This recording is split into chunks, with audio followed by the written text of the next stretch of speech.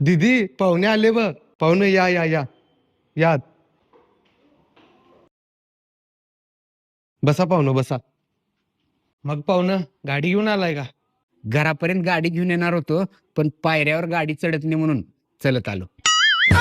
तुम्ही बसा इथंच, आम्ही आमच्या दीदीला घेऊन येतो.